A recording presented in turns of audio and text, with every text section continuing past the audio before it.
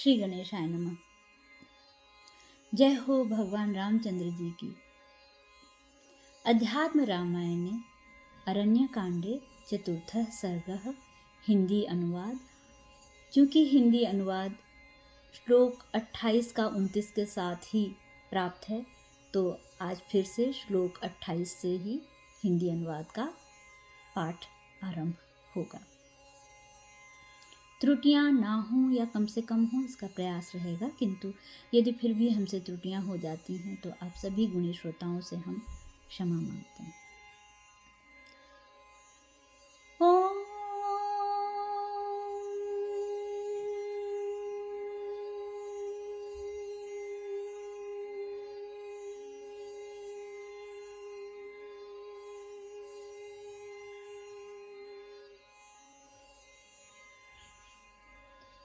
पांच स्थूल भूत पंच तन मात्राएं, अहंकार, बुद्धि, 10 इंद्रियां, चिदाभास, मन और मूल प्रकृति, इन सबके समूह कगो क्षेत्र समझना चाहिए। इसी को शरीर भी कहते हैं। निर्दोष परमात्मा रूप जीव इन सबसे पृथक है। अब मैं उस जीव को जानने के कुछ साधन भी बताता हूँ, सावधान होकर सुनो। श्लोक 30 तक। जीव और परमात्मा यह पर्याय शब्द हैं, दोनों का अभिप्राय एक ही है, अतः इसमें भेद बुद्धि नहीं करनी चाहिए।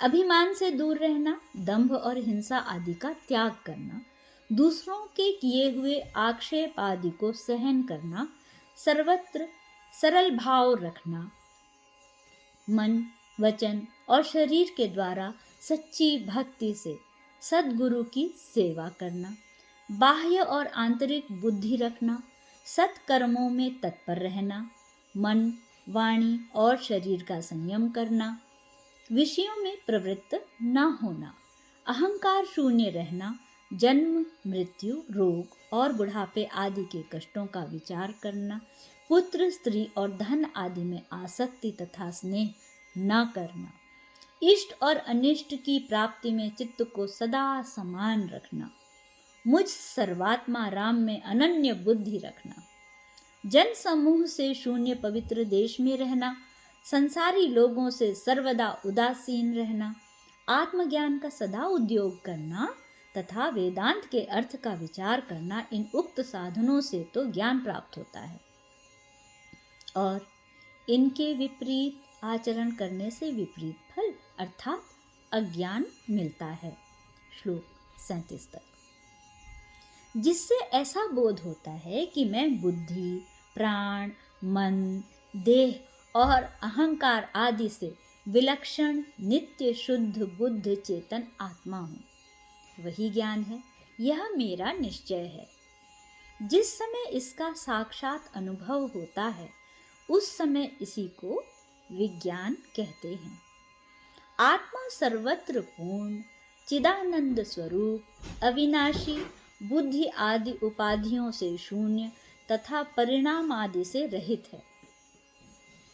यह अपने प्रकाश से देह आदि को प्रकाशित करता हुआ भी स्वयं आवरण शून्य, एक अद्वितीय और सत्य ज्ञान आदि स्वरूप तथा संग रहित स्वप्रकाश और सबका साक्षी है, ऐसा विज्ञान से जाना जाता है।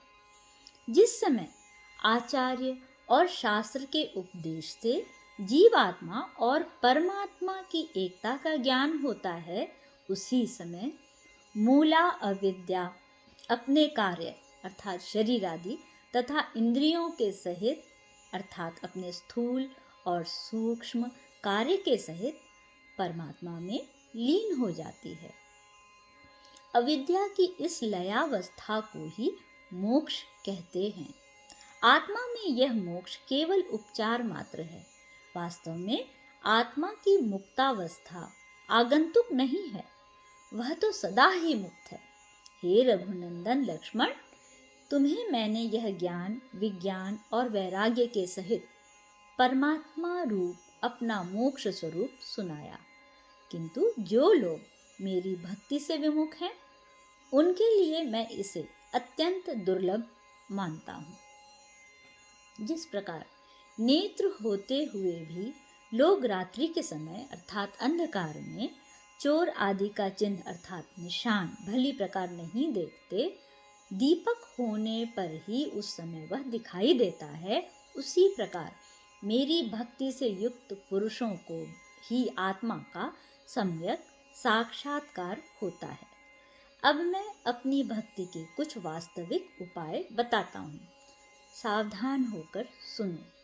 श्लोक 47 तक। मेरे भक्त का संग करना, निरंतर मेरी और मेरे भक्तों की सेवा करना, एकादशी आदि का व्रत करना, मेरे पर्व दिनों को मानना।